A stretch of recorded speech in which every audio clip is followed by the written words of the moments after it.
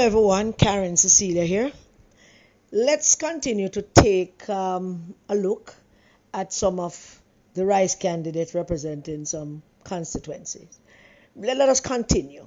And sometimes these analyses will veer over into who the JLP opponents or who the JLP sitting member of parliament is for these particular constituency. So, I want to look now at Eastern St. Andrew, the great constituency of Eastern St. Andrew, which once was thought to be a swing seat. Eastern St. Andrew have been in the hands of the PMP and the JLP back and forth throughout the last 40 years or so. Back and forth. They've had 2 terms PMP MPs and 2 terms JLP candidate. I'm not so sure that we have had 2 terms JLP candidate, maybe 1, but we have had them both, 1 and 2 terms JLP and PMP candidate. And now the PMP candidate is Patricia Duncan-Sutherland, who is seeking to unseat the wonderful member of parliament, Mrs. Favour Williams. Now, I like Favour Williams, and to be honest with you, I like Patricia Duncan-Sutherland as well. I've always liked Patricia Duncan-Sutherland. I mean, she came into the politics, and when I saw her for the very first time in PMP, and hear her talk, I said to myself, well, maybe she could, come make some changes as you're there and witness some other people come in and they talk a good talk and they give off a good vibe. Well, Patricia Duncan-Sutherland gave off a good vibe. But Mark Golding continues to be trouble for his handpicked candidates around the country. And Patricia Duncan-Sutherland is one of those. Please do remember to give the video a thumbs up, and if you have not yet subscribed, please do so, and share it if you want. So Patricia Duncan-Sutherland was named as the candidate for the constituency of Eastern St. Andrew, and she was named after a number of our back and forth and disruptions in the poor constituency of Eastern St. Andrew. I mean, there was Andre Hilton, who basically fucked it up from was there, and the contention and the back and forth and the mix up between him and Venetia that helped mash up the constituency. Most people like to say is Venetia mash up the constituency and Venetia fight against Andre Hilton. And while that is absolutely true, him have a whole heap of faults himself and some things that he himself had done and some things that he did not do that contributed to that, and split the constituency into where you have the Venetia faction and the Hilton faction, and therefore the blame can't lie solely with Venetia. Oh, she did a lot to damage the constituency, but so did he. Did quite a few things also to damage the constituency. And then the PMP delegates got together, I think, and they were supposed to select a candidate, or the party attempted to name a candidate, which is Daniela Eklund. And I know Daniela, I like Daniela too. There's too much people in a Rice candidate, that a Rice thing that I actually did like, But after all of that, they tried a number of maneuverings to ensure that Andre Hilton does not have the opportunity to face the PMP delegates in Eastern St. Andrew. Should that have happened, he very well might have won that selection if they because I can't remember, as I recall this, if there was any selection that he was asked to be in the midst. I can't remember, but if there is, I'm sure all of you will correct me. So after a whole heap of back and forth, first is him, then is Daniela, then them do this thing, and then Andre become chairman of the constituency or chairman of something as a kind of piecemeal thing, so to keep him quiet. But Andre Hilton was never the man to fight for nothing. Get everything easy in them life and everything easy in the politics. Him is one of them that get everything easy, and them man they not fight for nothing. So therefore, him couldn't fight them. And if after being the member of parliament for one full term, you could not muster up enough to fight them, then you don't deserve it. Whether to face the delegates or even to be named as the candidate. It just look good that you can't fight, and you can't even fight on the notion that you actually did something, and you deserve it, because Andre couldn't fight on those things. Him just fight. Him only fight was that he needed a shot to see if the delegates would select him back, and if it reaches that, in my mind, you don't deserve it. So it ended. So it went on for a few weeks, I would imagine, until finally they settled on Patricia Duncan-Sutherland. They have to find someone for Pat, because after she lost her bid against in Clarendon, and I must say that in the Clarendon bid, Patricia Duncan-Sutherland, I think she put up a good fight in both cases, but I also believe that she had too many things going against her, mainly the man who's now the candidate, Cian Barneswell. Him put up a whole roadblock. You know, them little black man there, them put up a whole roadblock for brown woman, them and them think that them earn it. I would imagine that Barneswell have always thought that he did enough work. He did more work than she did, and him no name Duncan, him name Barneswell, and him just always put up a roadblock for her and fight her to the very bitter end, until him finally know is the candidate, and she eventually had to leave. She became a little rolling stone after that, because when they finally thought in them head that they broke Lisa Hanna, she was also doing a lot of trips down there where she get lost all the time. She drive in a St. Anne so much that she over in St. Catherine and asks people for a place that is in St. Anne, which she passed a long time. That was a joke for all of us, but that was a joke. So she went into Southeast St. Anne trying to get that seat, but because them thought that they were successful against Lisa Hanna, not knowing that the great Lisa Hanna have control of her constituency. But them found that out the very, very hard way. So now nobody not try nothing. Well, I hope nobody not try nothing, because we're watching the whole Lisa Hanna can run her constituency until that time comes when she decide that she's going to not go back, and all of that. I've said all the time that she changed her mind. She has a right to. Nobody can stop her if she change her mind. So after that, poor Pat was like a rolling stone, moving around trying to get a seat, because everybody wants to be an MP, because everybody wants to be a minister. Everybody wants to be a minister, and the whole of them don't care how them get it, as long as them want a seat and them want to be a minister. And they're convinced, all of them, that should they win the seat that Massa give them, they will become ministers. And at some point, some of them ambition might actually get out of hand, that they think that they actually can become leader too. Who to tell? Maybe. Patricia Duncan was never ever the heir to the Duncan political dynasty. She came with good intention, but she was not seen as the heir to that political dynasty. That honor is for Imani. That was DK's dream, is for Imani to carry on the Duncan's legacy in the politics. But Imani step out and step aside, and maybe Imani will come back one of these days. She's still young. She at least have a lot to contribute to the politics of our nation, and I'm sure that one of these days Imani will do what she have to do, make a whole heap of money, raise her family, set her children on the right path, and maybe she will grace us back in the politics. But Patricia Duncan Sutherland didn't do much in the politics to where she reached in terms of actual work. She did more political pandering than actual work. She used her bloodline and the access that her bloodline gave her to maneuver the various clans in the PMP, and then eventually she always lands where it best suits her, and she seemed to get a blind. I thought some time ago, I thought that Patricia Duncan-Sutherland would make a good party chairman. As a matter of fact, at first I thought she'd be a good general secretary.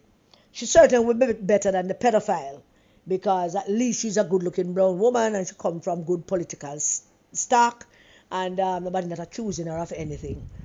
She would be better than the pedophile. But I thought also that she'd be a good chairman when she, I think, when she was considering it, or did she actually do it? I think contest for the chairmanship of the PMP, she would have been an excellent chairman because she has a penchant to try to please all factions at the same time. And people like that, she kind of have the Bobby Pickers Gill kind of maneuvering thing, so she probably would have been. But now she is the candidate for Eastern St. Andrew, and she's going up against Minister Favour Williams. And I don't see the numbers in favour of Patricia Duncan-Sutherland, and the numbers could change. And there are a number of things that could change numbers. One, there would have to be some serious discontent with Minister Favour Williams. There would have to be some discontent among swing voters, because whoever wins Eastern St. Andrew don't win with each other's base. You have to be vigilant in bringing out your base. All the base have to come out, the PMP base and the JLP base. But then there are Eastern St. Andrew have the largest block of swing voters in all constituencies throughout the country.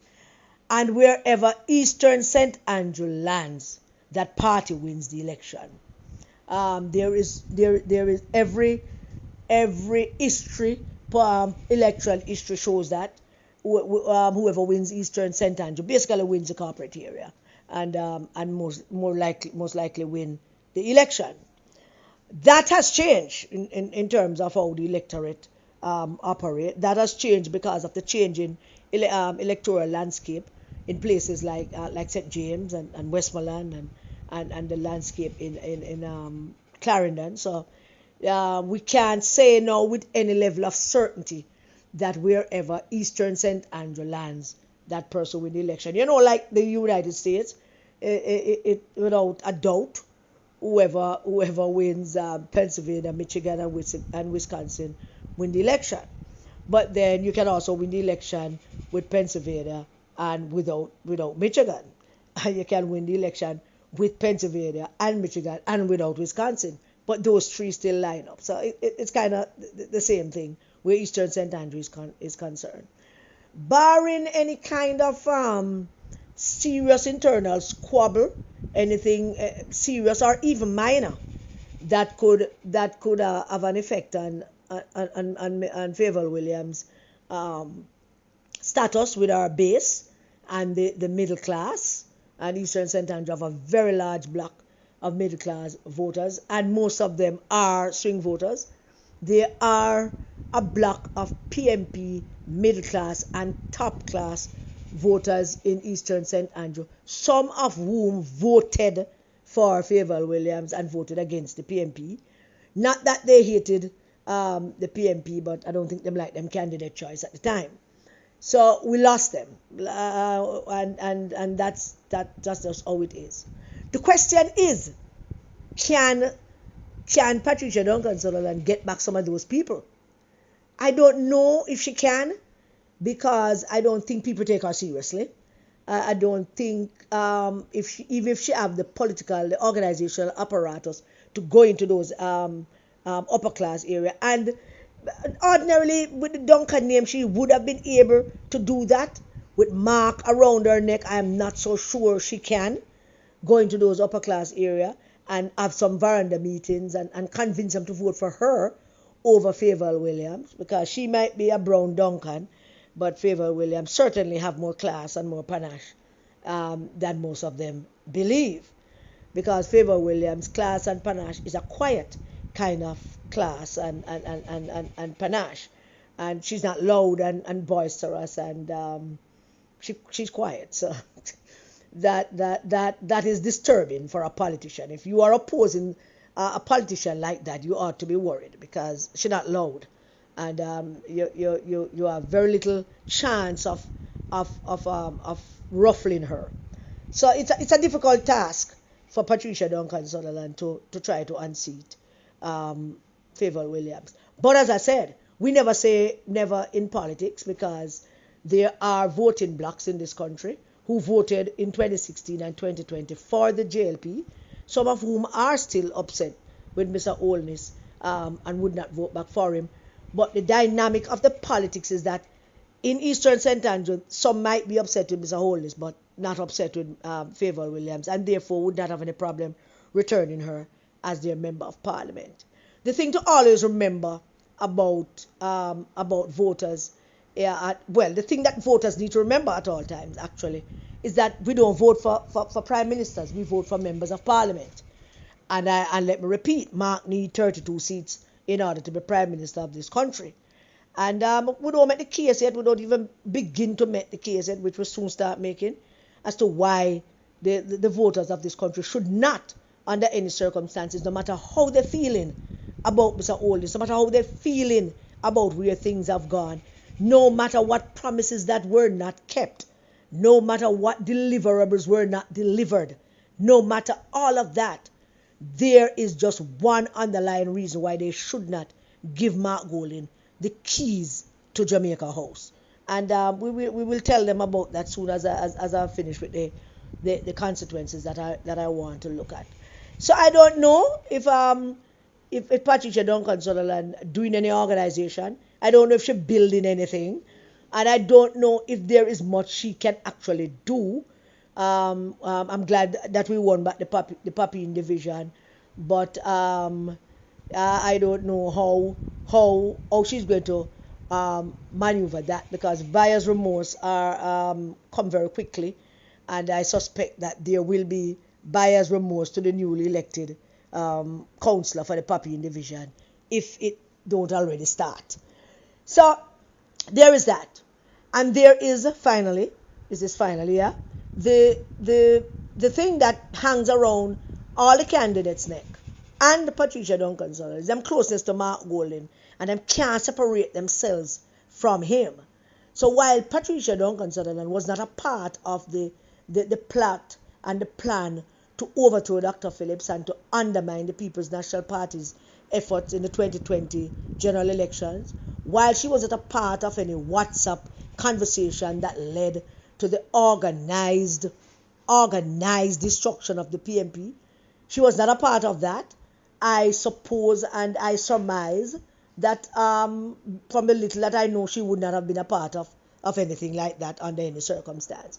So, and that is not just because of her own personality, but I don't think her family would have approved of any kind of behavior like that.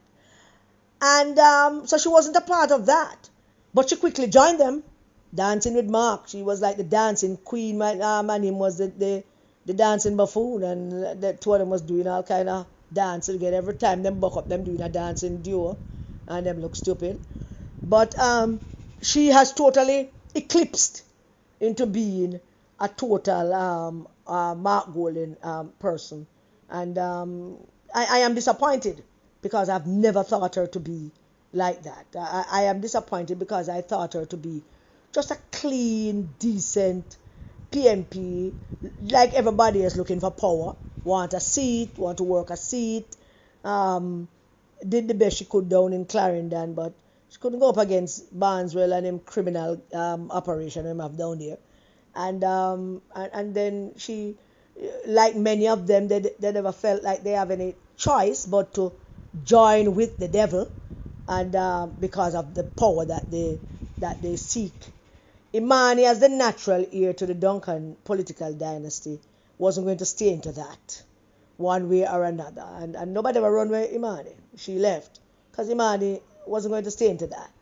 And if her father was around, he probably would have convinced her to, and he would have maneuvered all that needed to be maneuvered without getting her in the whole maneuvering.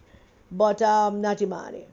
But Patricia Duncan, she stayed because, she wanted to be a part of that, and she wanted to be this, and they want to be that.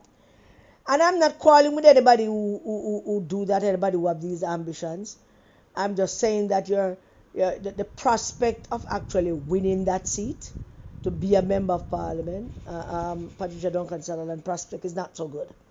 And I am not so sure if either any of the other candidates would have been so good, because Andre would have failed also.